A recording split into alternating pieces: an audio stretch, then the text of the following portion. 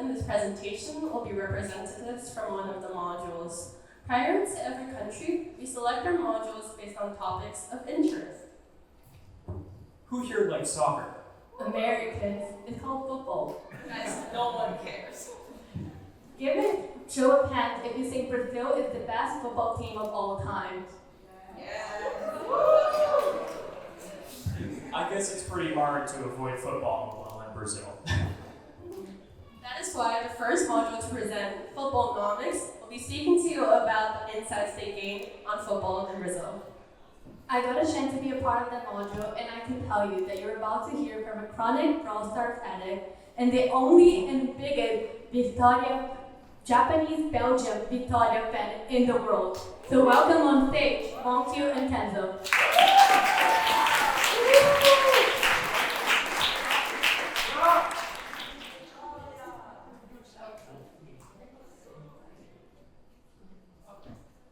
Hi, my name is Wonkyu. I'm from South Korea and Botswana, grade 12, and Hello, my name is Kenzo. I'm from Japan and Belgium, and I'm in grade 10.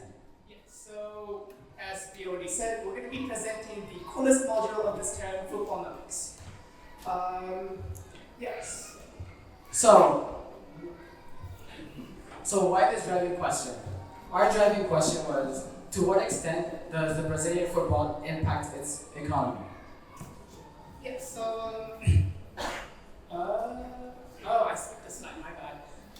But anyways, about this driving question, I think everyone knows just how big football plays, like in the role of Brazil. Like, oftentimes I hear a lot of people say that football is almost like a religion in this country. And so what that means socially is that football is a very crucial glue that brings the community together in Brazil.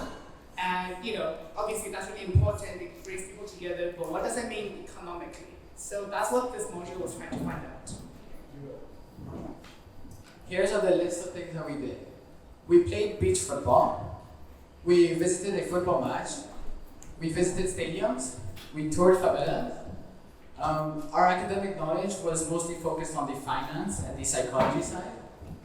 We had guest speakers and a lot more. So beach football's like the first activity we've done. Yeah, it's like the first thing we've done in this module. Basically, we're like, okay, we know that people in Brazil like to play football like anywhere on the streets, like wherever there's space and stuff. So like, why not try it out ourselves? And so we tried to play football on the beach. You guys can probably see from the pictures, but like, it was pretty uneven, and we quickly found out that it's really, really difficult to even run in those. Someone broke their toenail, I forgot who, but someone did. No? I don't know. Anyways, but it was a pretty cool experience, and then, I wasn't even able to like run for like 5 seconds, and the fact that people are able to do this for hours here in this country is pretty incredible. The next thing we did was the football with NGO, whereas basically we had the opportunity to play a friendly match with them. Their goal is to make young people stay off the streets of Brazil and have a safe place to play football in. Yeah, this is pretty cool. Anyways, still on the thing football, we attended a match and was a part of the audience of the Victoria versus Fluminense match.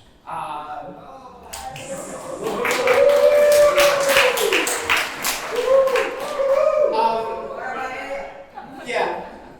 Oh, we were also going to go to a Barbie match, but there were complications, so we weren't able to go to one, which was really sad. But anyways, yeah, it was a really interesting experience for me. I'm the guy. Oh my bad. I'm the guy over there. I didn't look particularly interested at it, but it was pretty interesting. We, for some reason, sat at the hooligan area, so we just had people with like, I don't know. Yeah, the guy over there was he was scary, but it was a really interesting thing. The next thing we did was the Maracana Stadium, where, fun fact about it, it was built in 1950 and it held the title for the world's largest football stadium.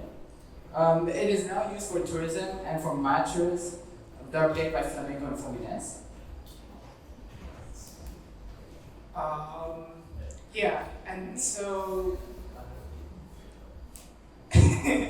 well, so that is a pretty important part of this module because honestly, it contributed a lot to football in Brazil. Some of the most prominent players like Pele came from the favelas, and it shaped. So we studied like the style of football in Brazil, and the existence of favelas were really crucial to shaping the way football was played in this country. And so we thought it's probably relevant to visit favelas, and so we rode motorcycles for the favelas and just looked around. And it was huge, but this was in Rio. This was in re-explored. It was pretty huge. It's really fun. The motor, oh my gosh, oh, it's still me. I'm freeballing this presentation, by the way, so excuse me, I'm stuttering. But anyways, academics-wise, like even the most fun modules have to have boring moments, and so obviously we had to learn academics. But basically, we touched upon two main parts. So the first one is on economics.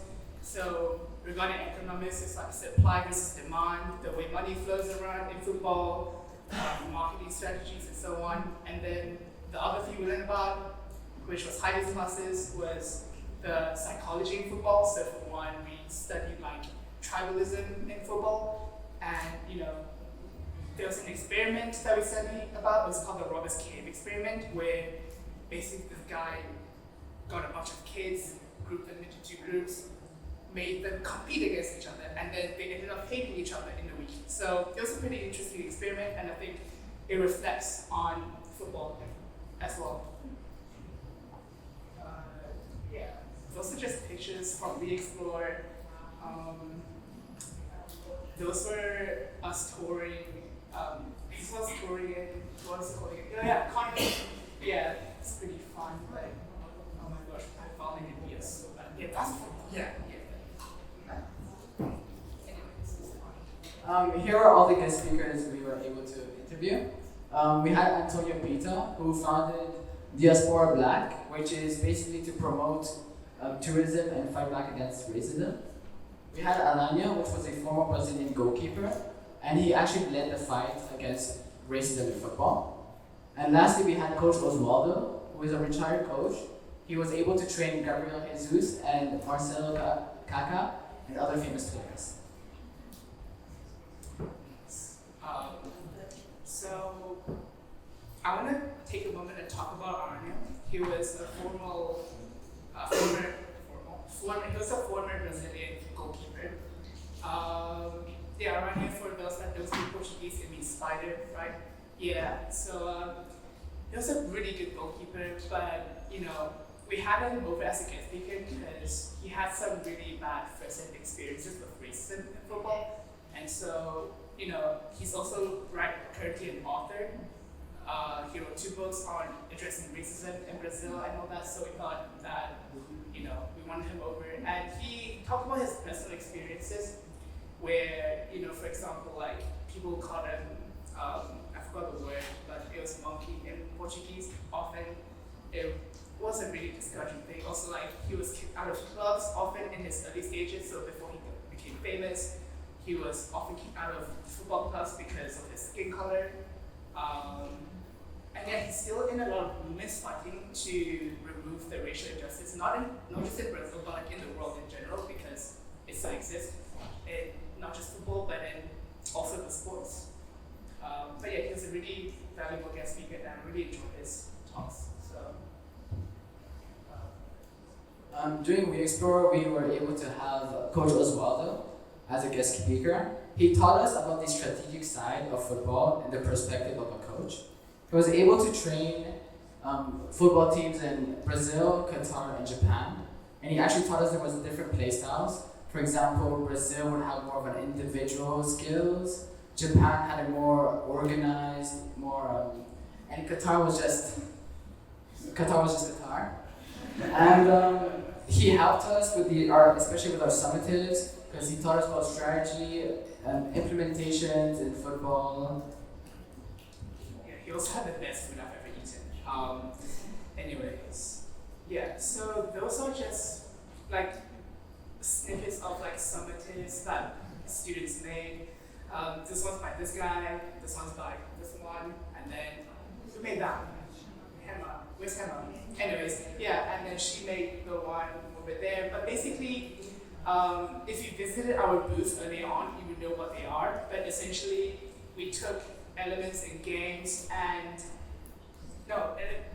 we took elements in football. So especially in particular the money transactions and basically implemented that into the games. So for example, like my game, which is not on there, but my game basically is like you're a club owner and you're trying to build up like a football club, and then you have various like obstacles and all that kind of stuff that you have to go through in order to win in the game. Bia's game, her point was to basically create, it was like a board game kind of thing, and it was to create the strongest team and kick the other ones out. I'd actually like to talk about my game, where it's a risk cloud game, where you have to have the strongest club and defeat other clubs in matches. And we had special cards where it was famous for the Brazilian players. And That's pretty much it. So thank you for listening. If you didn't visit our booth early on, then I don't know, you can find us later if you want to know more. But yeah, that's it for our module. Thank you.